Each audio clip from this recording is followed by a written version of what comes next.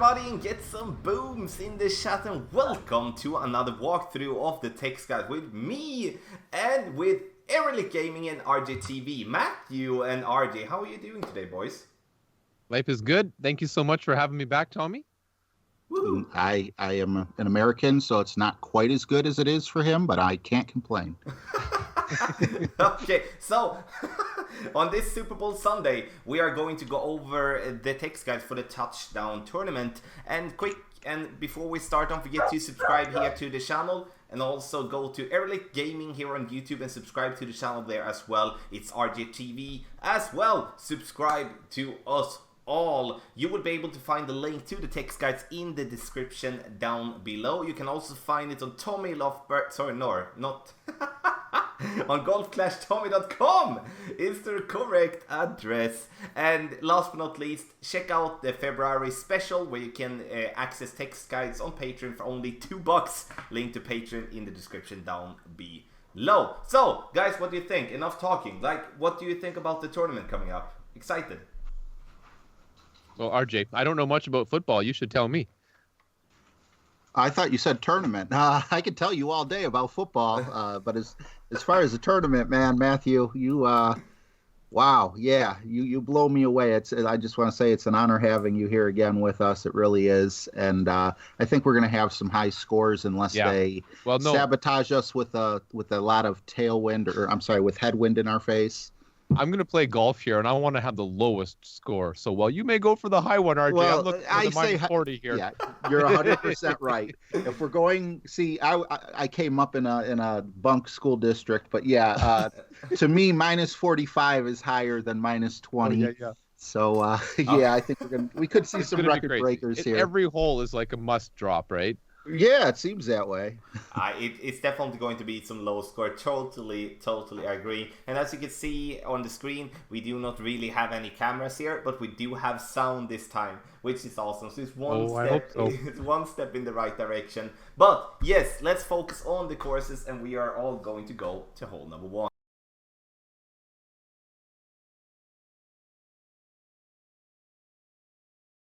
So, hole number 1, ladies and gentlemen, and it's time for Matthew to tell us how to play this one from front tee. Thank you, Tommy. Hole number 1, I prefer to play the rough bump. You know, in a tailwind or a crosswind situation, I'm going to set up with 20% downhill adjustment, a tightened ball, and usually the extra mile should be sufficient. My low-level account, I use a level 5, and it works out quite well. I apply 2 bars of top spin, maximum right spin, and I find having my ball guide, 2 to 3 green squares to the right of the pin is very helpful. Now, if we do have a little bit of headwind, it might be prudent for you to use the bounce over the sand shot. Just ensure that your driver has 3 bars of backspin for that attempt. And I like to use a spin 3 ball so you can apply maximum left spin and get this thing as close to the fringe or maybe even on the green. And for pro, I think it's pretty close to rookie. Extra mile, Thor's hammer, APOC if you have a really high level, as long as you got about 4.5 backspin, especially for a tailwind. Titan should be fine as well.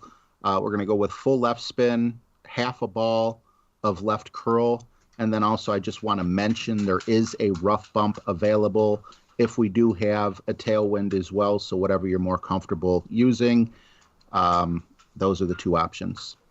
Yes, for third tee, master tee, with a crosswind or a tailwind, we're going to go for green. And then the only alternative is to bounce over the sand. It's going to be a very tricky shot, as you will have to most likely go with some overpower, at least just a little bit. Have in mind that if you're going to use left curl, there are trees that are going to be not in your face, but it's going to, if you use too much left curl, you're gonna clip the trees. That has happened a lot, and that's gonna be, I would call it close to game over, basically, to getting an eagle on this hole. You're most likely gonna end up into the water or fall very, very short and have a very long rough iron towards the pin.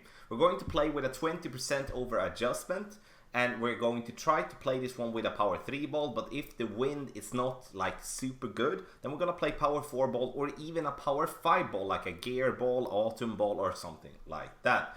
If we do have a straight headwind, we cannot clear the bunker, so we will have to lay up, and then we're gonna lay up on the top right corner of the fairway, and from there we have a minimum distance short iron dunk. Because the green and the fairway is very bumpy, then the dunk is going to be the better way to play. But if we do have a shot like that, we need to hit perfect, otherwise that won't go in.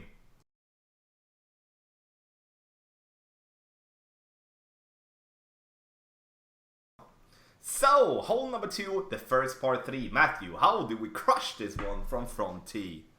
Well, to me, the first way to play this hole is straight at the pin. You know, you bounce over the rough, and I can accomplish this with a basic ball and a backbone. I do see myself using a Navigator ball in the tournament to cut down some of that wind and give me just a little bit of side spin to help great proof the shot. Adjust for 10% downhill elevation, apply 1 bar of top spin, and just be sure that you account for your lower level ball guides and leave it a couple of green squares short. Now, we will also definitely see many players playing the rough bump here on hole 2, as long as we don't have a strong tailwind. I use a lower level sniper and a Marlin ball typically. And with a higher club or ball, you might want to play this with a long iron, such as a Grizzly or a Goliath. I set it up again at 10% downhill. Yellow ring just touching the rough, and basically apply spin as necessary to get your ball guide directly to the pin. Try to hit perfect, and you should be close to a hole-in-one here. RJ, what about the second tee? Yeah, I agree with everything that you said. We kind of have an advantage here from the middle tee because we're not necessarily in between clubs. So it's going to be sniper, in my opinion, with a rough bump, regardless of the way the wind is blowing. I just think that we have a big enough patch of rough there to do it with. And if we do have a tailwind, I would go with 2 top spin. If we have a headwind, I would go with about 3 top spin. Obviously, these numbers aren't written in stone. As we play, we'll make our adjustments. I also like the blue ring by the fairway.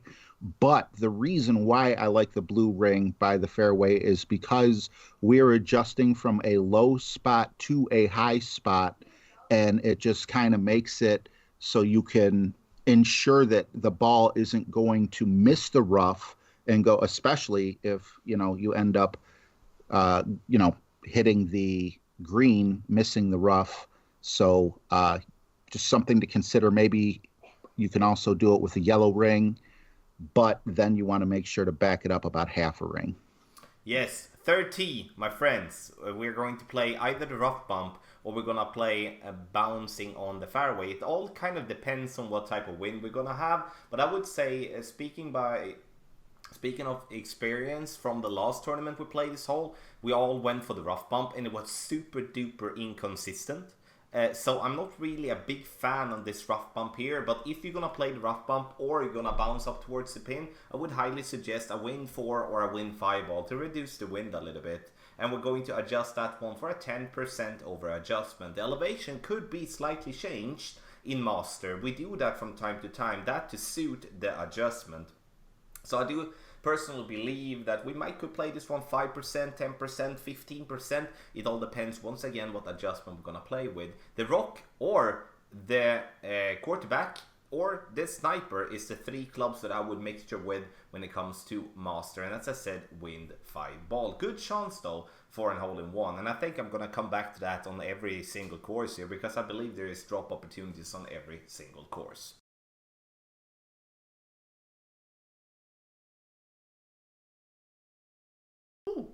So, hole number 3, we're going to play the first par 5. Matthew, front tee, how do we play it? Well, we just put it in the hole and get an albatross for every single par 5. No, but actually, I like to use 10% downhill elevation with an extra mile. Quasar ball tends to be more than enough here.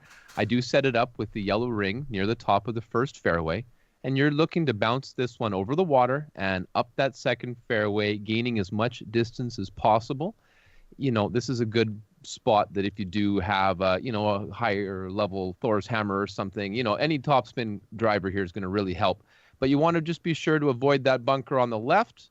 So when you have your max topspin, you also want to add maximum right spin. And I also put a little quarter ball or right curl there. So then on the second shot, 0%, going to play it with the sniper or a Viper, bounce it over the rough. Typically, well, here's the thing. Your Viper has to have, I don't know the level, but it has to have 2 bars of topspin. And I'm going to add about a ball and a half to 2 balls of right spin. And hopefully, Mr. Handsome RJ, he'll hook us up with hole number 3.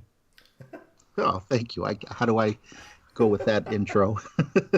I would go with a quarterback and a kingmaker or katana if you are trying to spare your kingmakers up until the weekend round. 3 to 5 top spin, full right spin with the quarterback, as I said. And because our clubs are a little higher leveled than on rookie, I would say 75% right ball curl would be one of the differences. The reason for that is you can take a little more advantage of the green by being a little further away from the sand trap, so you don't have to worry about putting all that backspin on. Anyway, 0% sniper shot with full left spin to give you even more distance away from the rough. And you're going to want to go with at least 2 backspin, possibly more if there's a tailwind, just to have better control over the ball.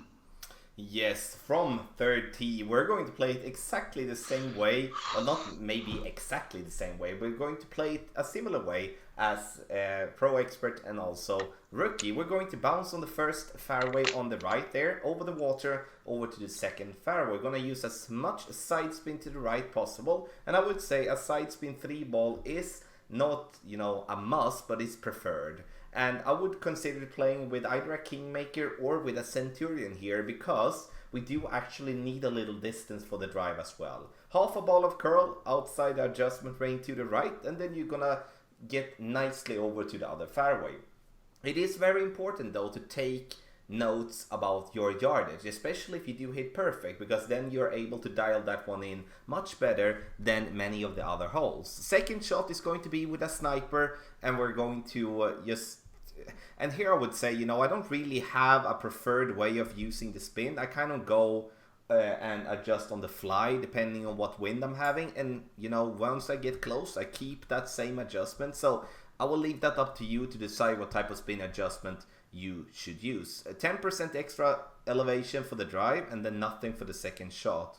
And to just sum it up here on hole number 3, if we do have more or less a straight tailwind where we can have and achieve a wind that is going to be 16 miles per hour or more, then we can go full blast with a power 5 ball to bounce on the fairway and actually get lucky and get that ball to green. I truly hope that we don't get that wind though, because that's going to give players with Apocalypse level 7 or a level 8 a massive advantage over those having a lower level Apocalypse.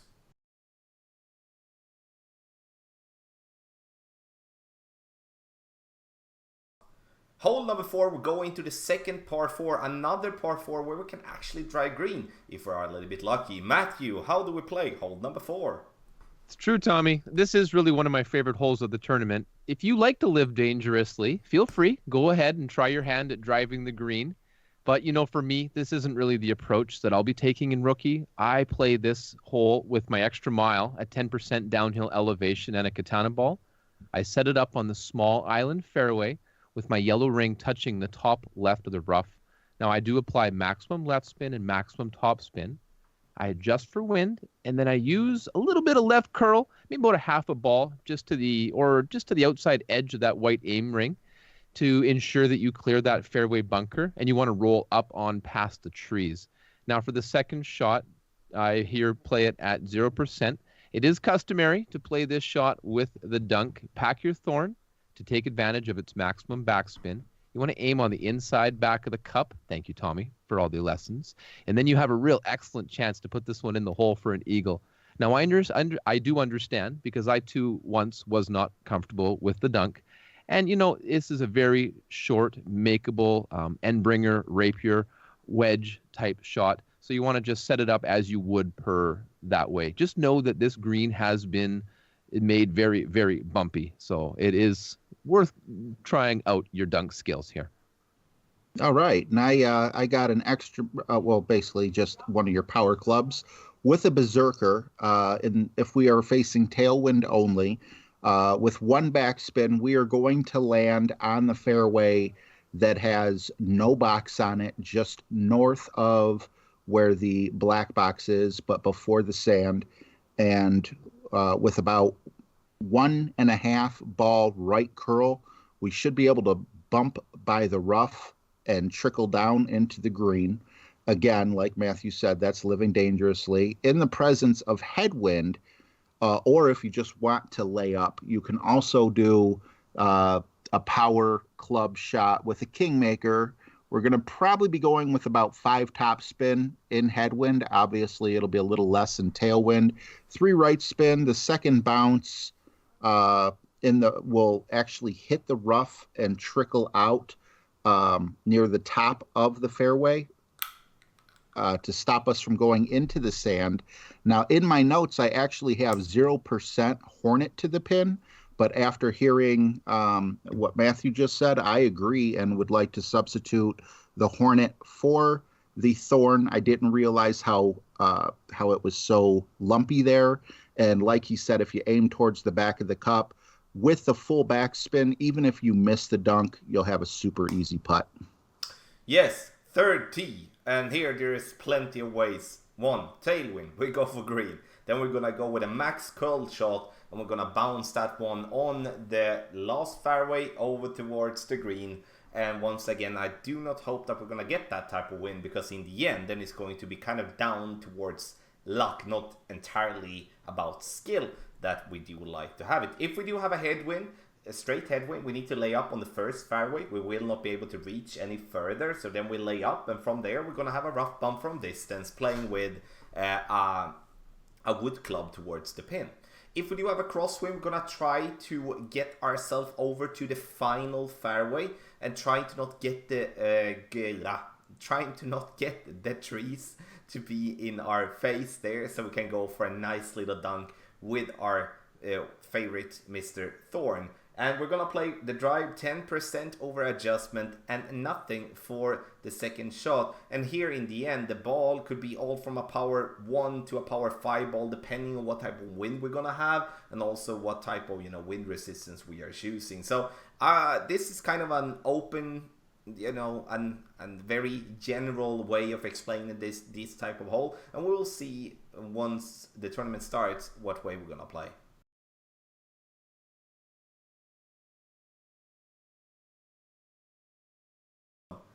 Hole number 5, ladies and gentlemen, a tough par 3. I would consider this one to be one of the tougher ones in the tournament. Matthew, how do we play hole number 5? You read my mind, Tommy. This is a deceptively difficult hole here on this par 3. Well, thanks to Tommy, I play it with 20% downhill elevation, sniper club, or, Viper if you have to, katana ball. Again, I would recommend using a Kingmaker here if you can afford it, to cut that wind down as much as possible. This is really the Kingmakers on the par 3s tournament for me in rookie. Playing with the blue ring near the bunker on the right, I apply maximum right spin and 2 to 3 bars of backspin. Apply just enough right curl, usually to the right edge of the white aim circle. You should find yourself in a very good position. Now, RJ, how good of a position are we in to play the second tee? We're in a pretty good position. This used to be my least favorite hole because of how deceptively hard it was. But I actually learned through these text guides. And what you want to do, like you said, 20% was one error that I was making. But also sniper, Kingmaker, as you said, blue ring by the sand. I completely agree with that. Full right spin. 5 backspin, no curl, and a tailwind. If we have a side wind or a headwind, we're going to do absolutely everything the same, but we're going to do it with a quarterback. Yes, we do have, from the third tee, we're playing with the quarterback or the rock. I would say the quarterback is going to be my first choice, and the reason I go with the quarterback as a first choice is that I feel, it's easier, in terms of guide-wise to make the guide with a quarterback, as you play the same way with level 8, level 9, level 10, but the rock will be different in all the higher levels. But quarterback or the rock doesn't really matter. The thing we're looking for, accuracy, ball guideline. That's what we want to have, because this is a difficult par 3 and it's very difficult to get consistency on this one. Reason for that is because it is very bumpy towards the green, and you need to be a little bit lucky as it's going to roll a pretty far bit once getting to the green. And we're going to play with a 20% over adjustment, and I would prefer to play with a win 5 with side spin 2 at least. Side spin 3 would be preferred, but there is only one win 5 ball that has side spin 3 in the whole game, and you know, can't really expect that everyone is going to have that. But I do think this is going to be the absolute hardest hole for us playing from the third tee in this tournament. So we're just gonna take it for what it is. A drop here is definitely just gonna be considered a big bonus.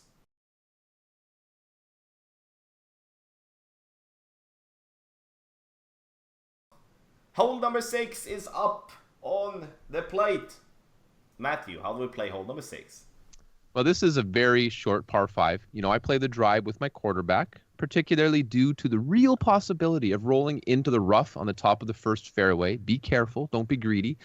I almost always opt for a katana ball here, but it's certainly not wrong to use a power 1 or power 3 ball. Really just go on your inventory and play style here. I like to add 10% downhill elevation to the drive, 5 bars of left spin, 3 to 4 bars of top spin, and about a quarter ball of left curl. So I play the second shot at 0% elevation, and usually with a sniper, but if you need to use a Viper, go for it. Bounce over the rough, 1 to 2 bars of backspin, and I like to aim slightly on the right edge of the cup here. But depending on your adjustment, you know, you just want to get it over that rough, and just be aware that the green does slope from right to left. RJ, I don't think I've ever sunk this one from the second tee. What do you recommend? You know, I really like how you said that it's shorter, because I actually do have the quarterback with the Quasar available. Now, again, you don't need to go with a Quasar. You can go with a Kingmaker if you really want to dial it in, you know, have the lower possible wins for the free to get balls. But we are going to be taking the black line, which is 5 top spin, full left spin, and we're going to have the white ring right by the rough at plus 0 yards for a max quarterback. So what that basically means is, you know, find where that +1 is, and then just back up to where it just barely disappears. When we're not going to go with any curl, and that should get us up to where the second black box is, which will give us a 0% sniper rough bump. And we do have a very thick rough there, but if you're not comfortable with that, you can also go with 1 to 2 backspin, or if you don't get high enough up, 1 to 2 backspin with that same sniper and bounce over the rough. And then also I just feel obligated, even though I haven't taken this shot myself, you can go aggressively in a tailwind and actually bounce over the water, giving you something a little easier than a sniper approach to the hole. Yes, 30, once again, all wind dependent. If we do have a tailwind, we are going to play right hand side, trying to bounce over to the second fairway on the right, leaving ourselves up with a short iron or a long iron towards the pin. That's going to be the main option in tailwind. Obviously, you know, for those that has been playing this hole a couple of times in tournaments like myself, know that with an absolute dead-on straight tailwind using a snow globe ball or any other power 5 win 0 ball, will know that you can actually slice that ball to the green. Yeah, it's weird, but it actually works. I remember I actually won one of my goals for with an albatross, shipping it in from the rough just by the green on this one. But if we do have a crosswind or a headwind, we're going to play on the right hand side, bouncing just before the rough over and roll as far as possible. Then we do have a sniper rough bump towards the pin, or we're gonna bounce before. I would then prefer a turkey ball approach, which is a wind 5 power 2, so you give yourself distance and then also obviously wind resistance. There is also a 3-point ball. There is the new ball as well that I can't really remember now, but there's also a wind 5 power 3 ball. Those type of balls could also be very possible to play with in a headwind or a crosswind to reduce and also maximize the possibility to making an albatross here from distance. 10% over adjustment for the drive no matter what type of way you're playing, and then the elevation for the second shot is not gonna be anything. It's gonna be 0.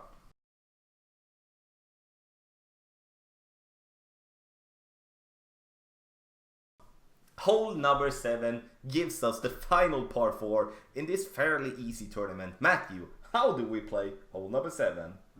I love this hole. I think it's very well designed. You know, there is a very real right-sided option that gives us a chance to drive the green in one. But in rookie, that's not for me. I like to use the left-hand side to go for the eagle. You can use a mere marlin ball or upgrade that as you see fit. I apply maximum top spin, maximum right spin, and you're going to notice that the top of the yellow ring is at the top of the first fairway. And you're going to try to just hit perfect and get this one as far up the second fairway as possible. For the second shot, where the fairway in front of the green is quite bumpy, I like to use the fringe or the green, as per Tommy's advice, as a very nice, consistent landing position. I apply, maximum backspin. Depends on your shot here, but yeah, maximum backspin. Aim that ball guide directly at the hole. And Mr. RJ, help us drop the last par 4 from the second tee, please. Well, truth be told, if I'm going to help you drop it, the best way to drop it is with not a ridiculously hard drive, but a harder drive, and it's the one that you mentioned, the white line. That will, if done properly, you're in great position, but you need a tailwind and you need to hit perfect or very, very near perfect great. I also like what you said about the left-hand side. Or the black line with your power club and a Titan.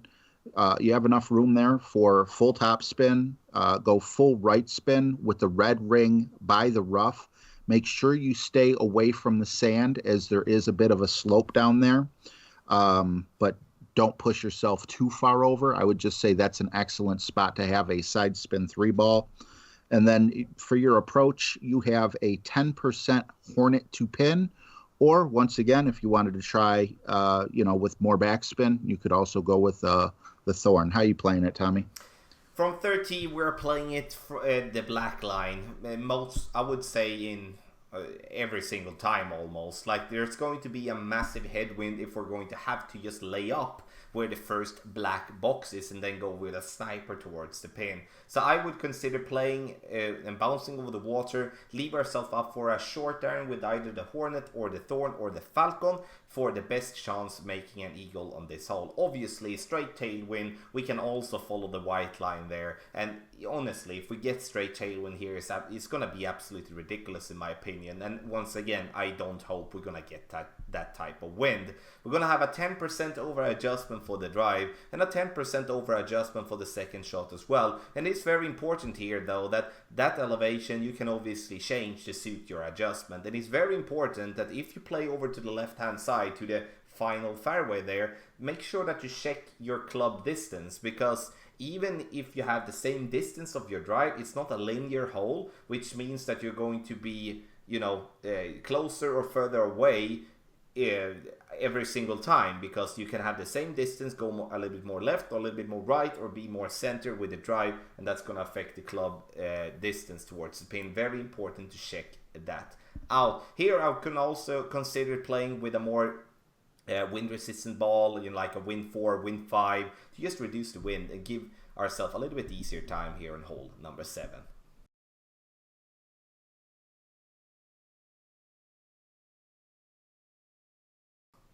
Hole number 8, the final par 3, and one of my favorite par 3s in the whole game. Matthew, how do we play hole number 8? Hopefully we play it well, because it's our last chance at a hole-in-one. I play it here with 10% downhill elevation, and my Viper, or preferably Sniper wood.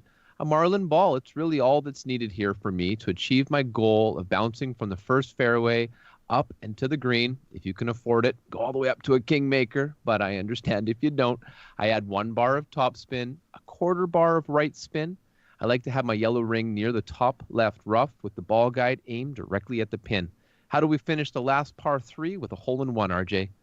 Well, we do it with the Sniper, and I completely agree with you on the balls. We got the Navigator as an option, but we also have a Kingmaker as an option, and you could even use a Wind 5 option for a premium ball. So, and this is because you don't need a lot of side spin. You don't need any specific distance or anything like that. So looking at the price difference between the Navigator and the Kingmaker, I'm probably going to be using the Navigator.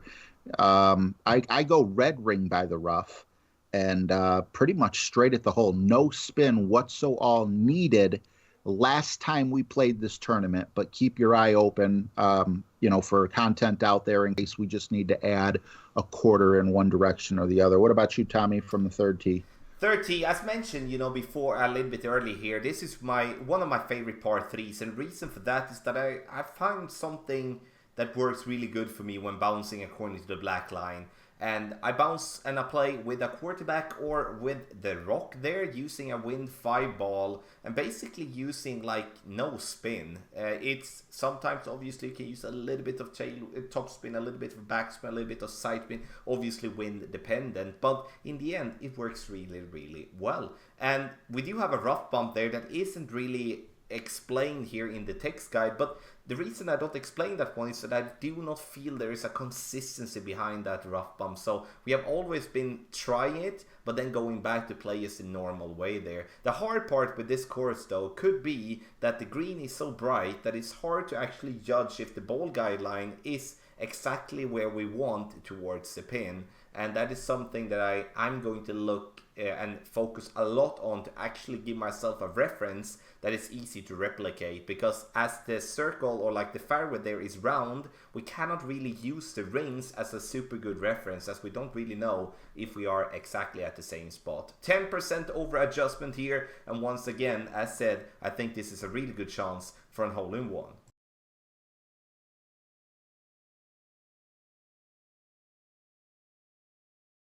So the final hole is hole number 9 in this walkthrough. So how do we play hole number 9 from front tee?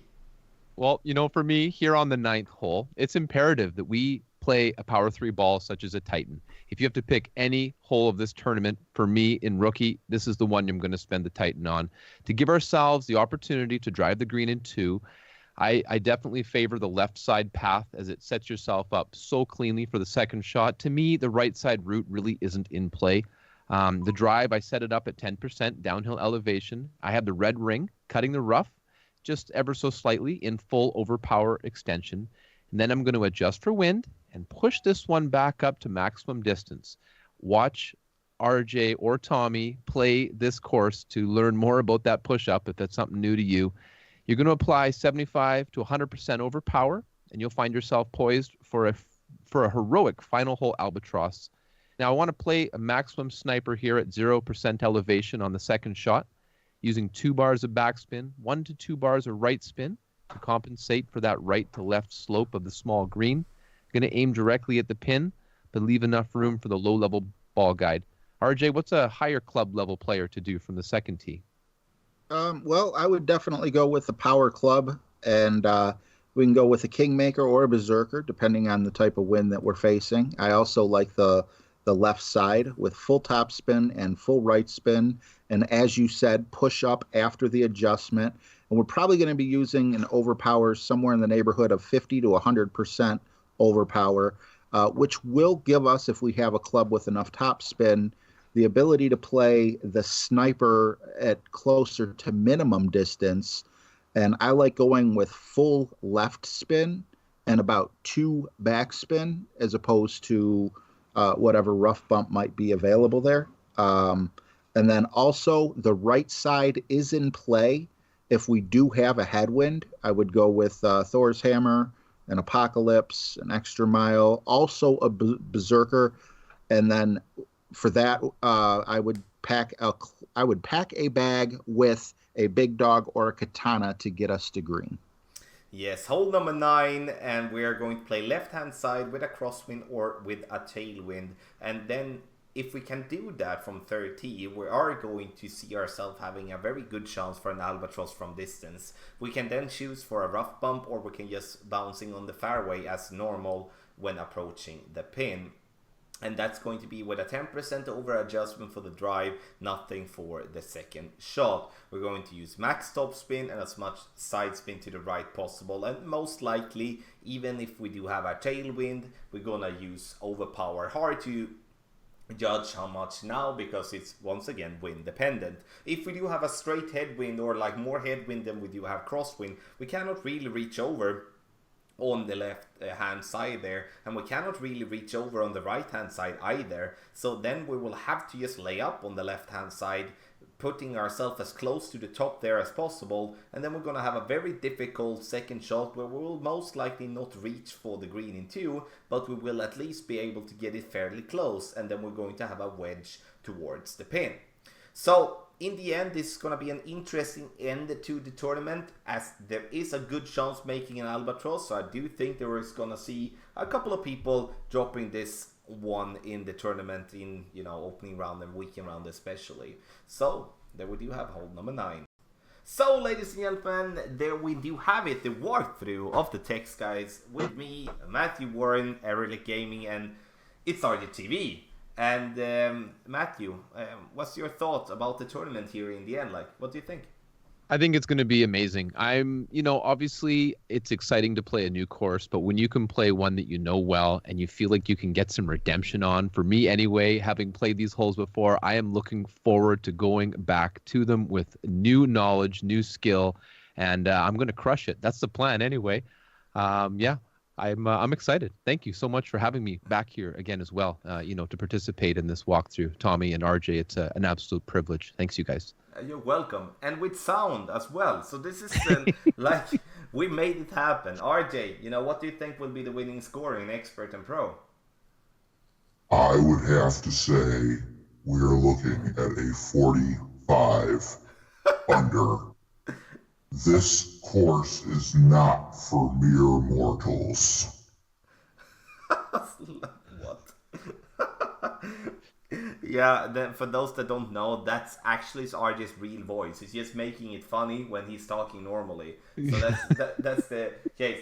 Okay, so yeah, I think we're gonna see some very, very low scores. My friends that are watching now, please don't forget to subscribe to all of our channel, and we are going to stream, all of us, throughout the tournament week, and make sure you check that out when we schedule our streams. And in the end, everyone, thank you so much. Thank you, Matthew. Thank you, RJ. And thanks, you guys. I will see you all during the tournament here as well. Much love to you all, and have a great Golf Clash day.